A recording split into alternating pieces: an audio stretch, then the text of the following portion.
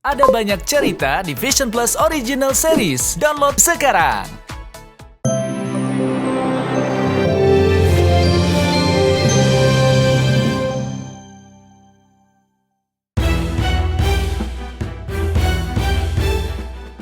Kasus mafia tanah yang dilaporkan aktris Nirina Zubir kembali disidangkan di Pengadilan Negeri Jakarta Barat. Pada sidang yang beragenda mendengarkan keterangan saksi dari pihak JPU, hadir 3 saksi yang merupakan pembeli tanah dari terdakwa 1, yaitu Riri Kasmita.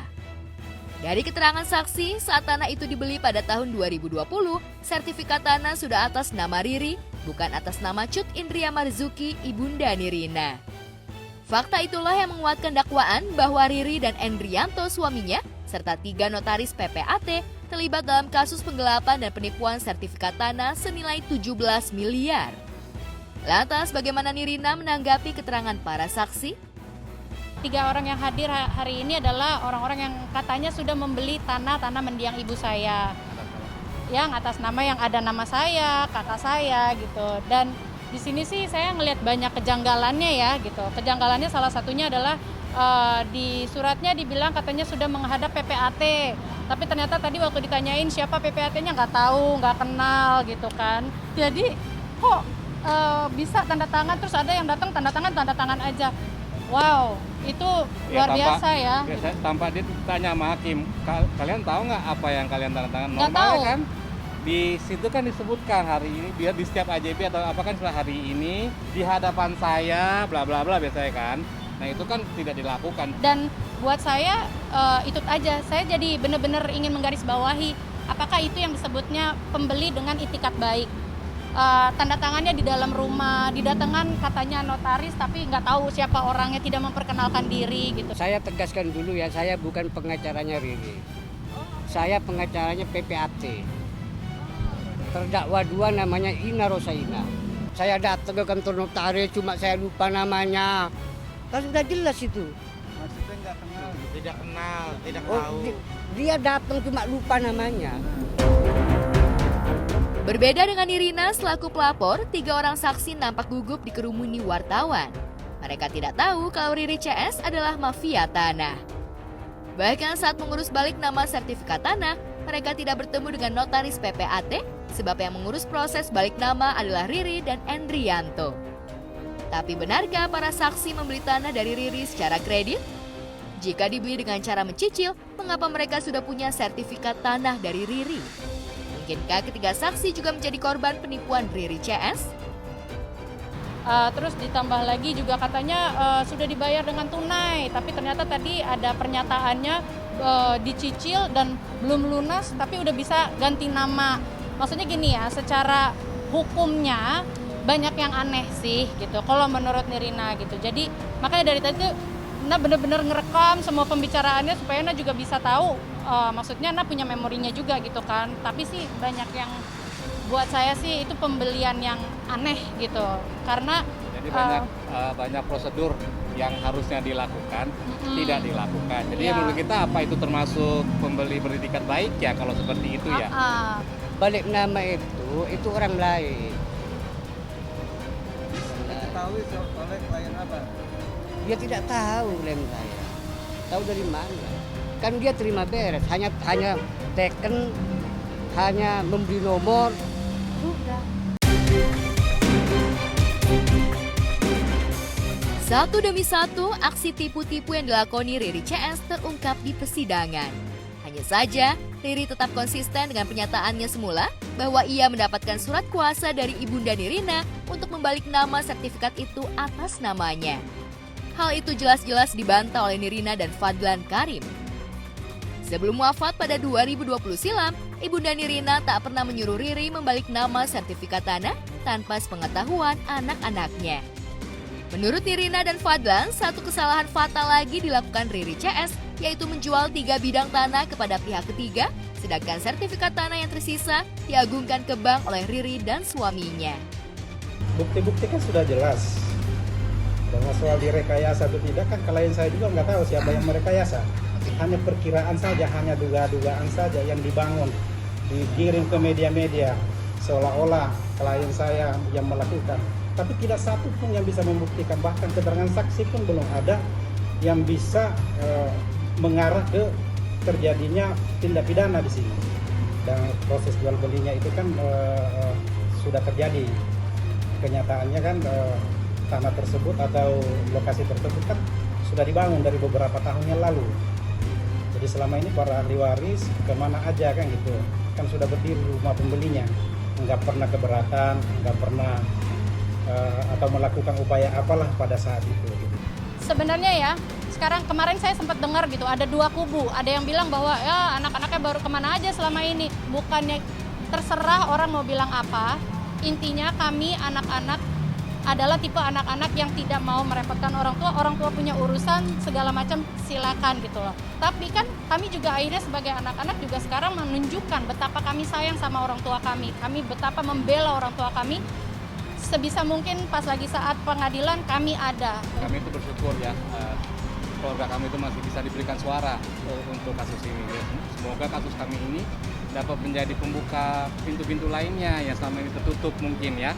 Jadi ya mungkin jadikan benchmark atau percontohan ya untuk presiden untuk kasus-kasus yang lainnya. Jadi ya kami mohon tolong ya tetap diviralkan berita-berita ini, jangan sampai nanti hilang, jangan, tolong kawal terus karena supaya kita bisa memberantas namanya mafia tanah ini. Hingga sidang ke-7, sudah 9 saksi yang dihadirkan, masing-masing 6 saksi dari pihak pelapor, 3 saksi dari pihak JPU. Hanya saja Nirina dan Fadlan belum tenang karena satu saksi kunci selalu menghindar dari panggilan sidang. Saksi kunci itu adalah pemilik usaha Frozen yang bekerja sama dengan Riri.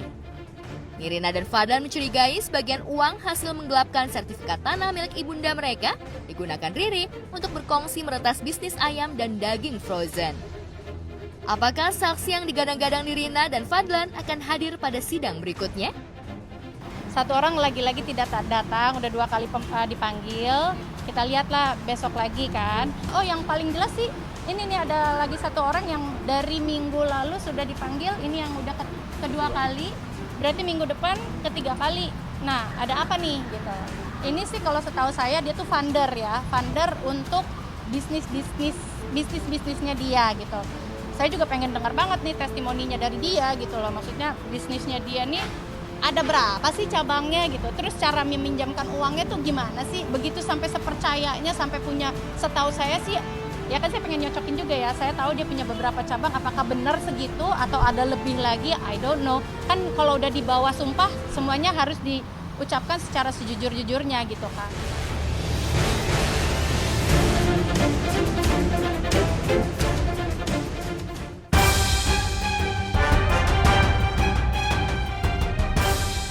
Di Pengadilan Negeri Tangerang Kota, kasus hukum mengenai tanah yang melibatkan pesohor juga tengah disidangkan. Ustadz Yusuf Mansur alias UYM yang menjadi tergugat dalam kasus investasi tabung tanah sudah ditebak tidak mau menampakkan batang hidungnya. Sidang yang beragendakan mendengarkan keterangan saksi dari pihak penggugat itu berlangsung cukup alot dan memojokkan pihak tergugat. Siti Saro, saksi 1, menyebut bahwa ia pernah ikut investasi tabung tanah yang ditawarkan UYM kepada TKW di Hong Kong pada 2014 silam. Karena cepat mengendus ketidakberesan UYM dan Koperasi Merah Putih yang menaungi program investasi tabung tanah, Siti Saro langsung meminta penggantian dana pokok investasi. Sedangkan Surati, Yeni Ramawati, dan Aida Alamsyah, 3 penggugat, masih mencoba bersabar menunggu itikat baik UYM. Namun setelah ditunggu 8 tahun, jangankan dapat untung berlipat ganda seperti yang dijanjikan UYM, dana pokok yang mereka investasikan pun tak pernah dikembalikan. Ya, waktu itu YM tuh kan mengajak kita para jamaah untuk tabung tanah. Masa kita mau jadi TKW terus selamanya kan nggak mungkin. Ayo kita berjamaah ikut tabung tanah, nanti kalau tua bisa diwariskan ke anak cucu kita. Terus nanti kita datang-datang ada bagi hasil, itu yang dia janjikan. Karena YM juga menjanjikan kayak gitu, jamaah banyak yang minat. Terus kita percaya-percaya aja, daftarnya juga di panitia. Karena YM sendiri yang nyarankan kayak gitu. Terhitung dari 2014 sampai 2022, YM nggak ada kabar, tapi saya menanyakan ke panitia waktu itu sampai sekarang masih di Hong Kong. Lah kebetulan pas tanggal 3 Mei kalau nggak salah 2022 kemarin bulan puasa, YM telepon saya sendiri. Kalau dia bilangnya pada tahun 2014 sampai 18 kolab. Saya balik tanya, kenapa baru sekarang? Kalau saya nggak tanya, YM nggak ngasih kabar. Akhirnya YM minta nomor rekening saya, katanya mau ditransfer. Nah, waktu itu tanggal 9 Mei 22 YM transfer di atas nama Nurhotip Jamaah Nurhotip Mansur dengan jumlah 6 juta karena dihitung 2 meter. Terus saya belum puas sampai di situ, telepon lagi ke YM, mana bagi hasil? Kayaknya kok cuma uang pokok, yaitu tadi katanya dia collab. Kesaksian yang lebih mencengangkan diungkapkan oleh Helda. Tidak tanggung-tanggung, Helda ikut 3 investasi yang ditawarkan UYM. Masing-masing investasi tabung tanah, hotel di Yogyakarta, sampai patron yang juga sudah berujung ke jalur hukum. Dari 3 program itu, Helda mengaku rugi 60 juta. Ia sempat mendatangi kantor UYM dan Tangerang dan Bandung, namun staf UYM terkesan lepas tangan. Lantas, apa pembicaraan terakhir Helda dengan UYM? Benarkah UYM sempat menawarkan win-win solution agar kasus itu tak mencuat ke ranah publik? Saya ikut programnya donatur aktif, sama PSI, sama investasi Hotel Moyavidi yang di Yogyakarta.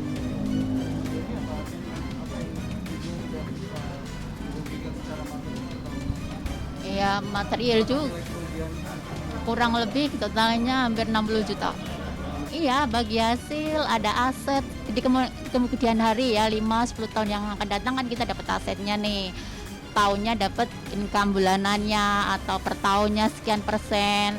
Terus dapat nginep gratisnya setiap tahun 21 hari, tapi nggak ada hotelnya yang di Yogyakarta.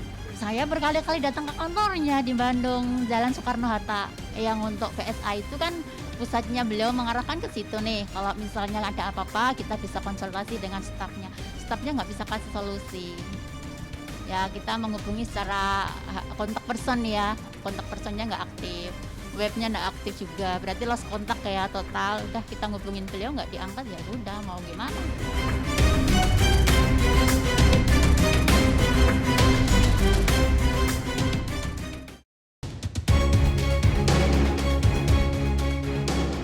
Di Pengadilan Negeri Jakarta Utara, sidang kasus akses ilegal dan pelanggaran Undang-Undang ITE yang menghabiskan Adam Denny sebagai terdakwa kembali diwarnai drama menarik. Dalam sidang beragendakan pembacaan pledoi atau nota pembelaan itu, Adam Denny tampil all out. Dukungan dari Susiani sang bunda serta Elsha Rosana kekasihnya membuat Adam Denny percaya diri dalam membacakan lembar demi lembar pledoinya.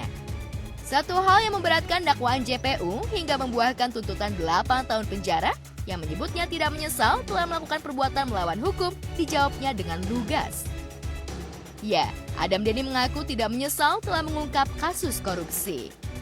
Ya, yang Adam Denny sampaikan sampai tadi, dia pembelaan secara pribadinya. Memang benar, dia tidak menunjukkan rasa penyesalan, benar. Saya akui, Adam Denny tidak menunjukkan rasa penyesalan. Kenapa tidak menunjukkan rasa penyesalan? Lah orang terbukti apa yang dia upload itu benar. Ada transaksi jual beli tidak bayar pajak. Tapi dengan kali ini sidang ini maksudnya membantu proses ke depannya? Insya Allah membantu, karena kan tadi saya juga udah ngasih tahu beberapa track record saya yang saya lakukan dan itu semuanya terbukti, tidak ada hoax. Selain dituntut 8 tahun penjara, Adam Denny dan Nimade Dwita Anggari, terdakwa 2, dituntut denda 1 miliar dan subsidi 5 bulan penjara bila tak membayar denda. Tentu saja mereka tak mau menjadi pesakitan yang bangkrut karena harus membayar denda. Salah satu strategi Adam Denny dan Dwita untuk mendapatkan kebebasan atau setidaknya hukuman yang lebih ringan adalah dengan mengungkap track record buruk salah satu JPU. Khusus strategi itu, Adam Denny mempercayakan kuasa hukumnya untuk membacakan pledoi yang berisi profiling sang JPU. Majelis hakim mempunyai hati dan tetap ingat akan akhirat nanti, itu aja ya. Karena tadi kan saya udah ngebuka jaksa penuntut umumnya, ternyata juga ya begitulah. Nanti lebih lanjutnya sama lawyer saya. Ya kan anak saya nggak tadi udah bilang kan di pembelaannya secara lisan itu dia kan bukan bandar narkoba, bukan koruptor, bukan perampok, sampai didenda 1 miliar kan nggak masuk akal. Saya cuma bisa berdoa aja sih, karena Bang Herwanto juga kurang sehat. Tadi anak saya juga bilang agak masuk angin semalam. Pak Hakim Ketua juga tadi lagi nggak enak badan. Doanya semua sehat-sehat dan yang terbaik aja untuk anak saya.